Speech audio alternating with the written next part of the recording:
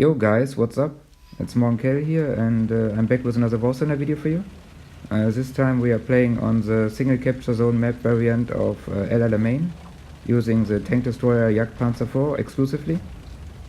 Now I do think that it's pretty fortunate that we are getting this combination of map and captured zone variant right here.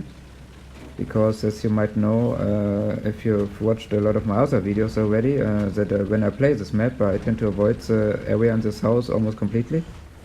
This is due to the fact that I'm always recording videos, and the thing is, well, I might actually run into just a few enemies or no enemies at all here and down in this house.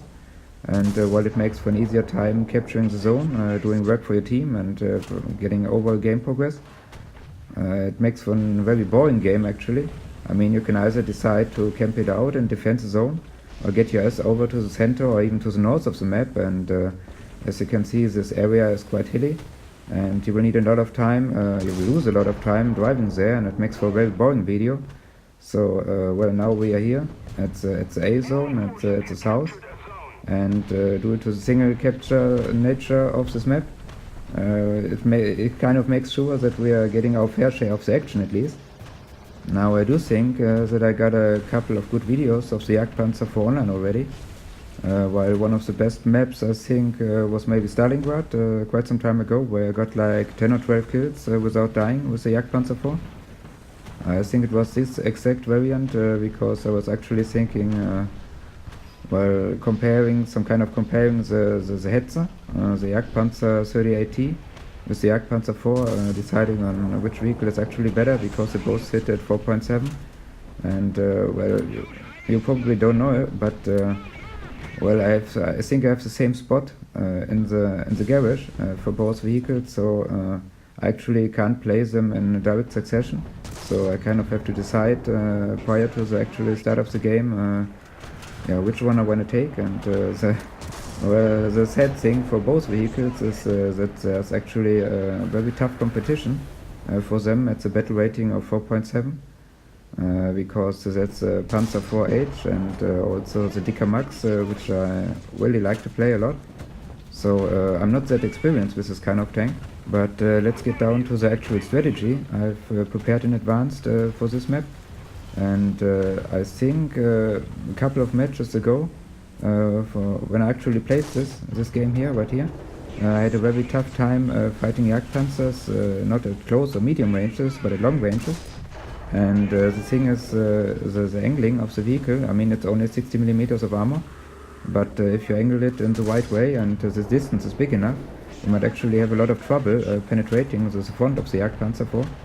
And well, I kind of, I think I needed like maybe 20 shots or 15 shots to actually get some damage done on some guy. I think it was an Ash River, up on some hill, and he was kind of stuck in some strange position, but I was unable to take him down anyway, because the angling was well, so favorable for him.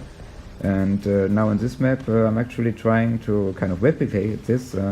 Well, another thing is that you might easily get flanked on this map, because as you can see right here, I mean, it's, well, that had to hurt directly through the gun mantlet. I guess there's a reason why they actually changed it up throughout the war. Well, I mean, the Stück 3 never got any updates to its gun mantlet, but they changed it up for the Stück 4, as well as the Jagdpanzer IV and the Hetzer. And I think it was called something like Pighead, and the round surfaces there were way more effective at deflecting incoming shots than the flat surfaces originally built and used on the Stück 3. But getting back to the topic of the overall strategy, I think it can be described with just one word, and that is sniping. And I think this is going to help me with avoiding any flanking actions of some sort, and it's also given me the possibility to exploit the angling options of the Jagdpanzer IV.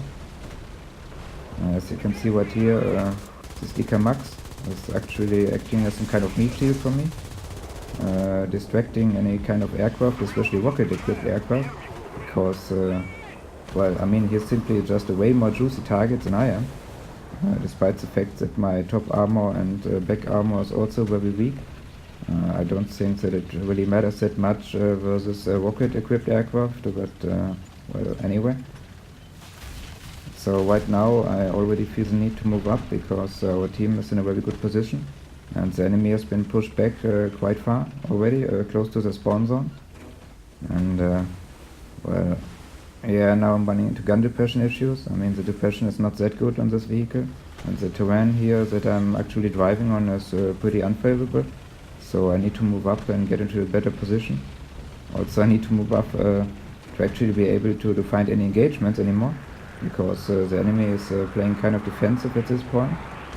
And as you might already have noticed, we got a mission order going. It's be the best, highest score in any given amount of time, and well, we got some time left. It's about 1 minute, in a very close battle with several other players, but I still have a chance of completing it.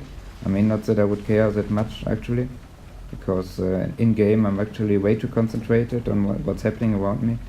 I don't care about these score things or mission orders or any line or research point bonuses.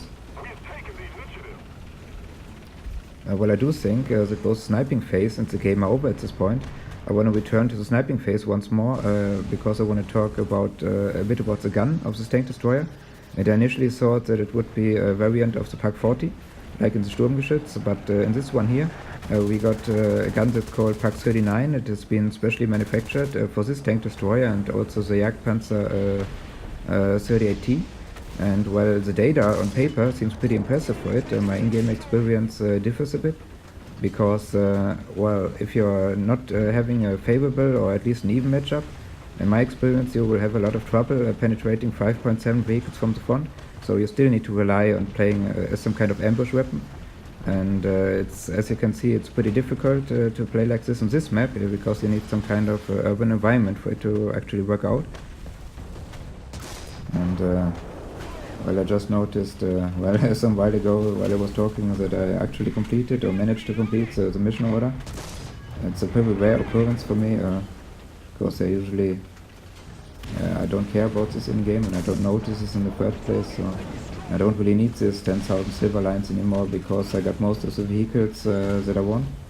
I'm kind of focused on everything World War II related. I'm not so much into this ATGM stuff and the very high level game. Because, well, at least at the time I was still playing this game. I haven't played this game in a while. It was a pretty boring affair and some kind of find the weak spot. And, well, I don't think it's very fun playing this, but I mean, each to his own, I guess. But I really prefer the more action-oriented style of gameplay that's possible in the lower battle rating brackets, like this one right here, or even lower. So this is what actually makes the game fun for me, fun to play.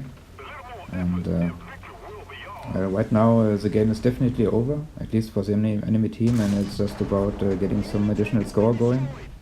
And while some of my allies are actually trying to get close to the enemy spawn, well, I'm always hesitant to kind of try to spawn camp, and I'm sitting it out as long as I can. But even I get impatient sometimes. And if there's not any action going on anymore, I will also move forward.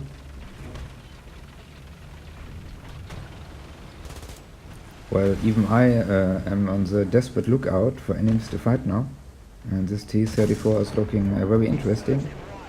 But unfortunately, we are only able to hit the engine, and left with an assist. Maybe like half a meter to the front, and we might have caused a total crew knockout or ammunition explosion. But I guess I was out of luck at this engagement right there. And I'm trying to hurry up this hill now, because I still see some enemy on the minimap. And I know that there's still some action going on. But I don't know if I will be able to make it in time. I mean, it's not the fastest vehicle, but not the slowest either. So. But especially when faced with kind of steep inclines, it has got some problems. And here we see another enemy pops up on the minimap, and I'm really trying desperately to get over this hill and get my gun on an appropriate level. And yeah, we still got it. I mean, it's just a rebel win, but we got the last blow-in for this match, and I didn't want to end it on a kind of boring note. It's me driving around endlessly. Just getting this unlucky shot on this T-34. And as you can see, we are only position 2 in our team, but I'm still very pleased with how this game actually went down, because I was able to well, stick with my game plan and was kind of successful at this. But then again, we were unable to demonstrate the angling capabilities of the Jagdpanzer IV, because no enemy was able to get a good shot on us. But I guess that's a good thing after all, and we are left with 10-0 on an interesting section of a map that I rarely play. And well, I hope you guys enjoyed this video, and I will see you in the next one. See you and bye bye.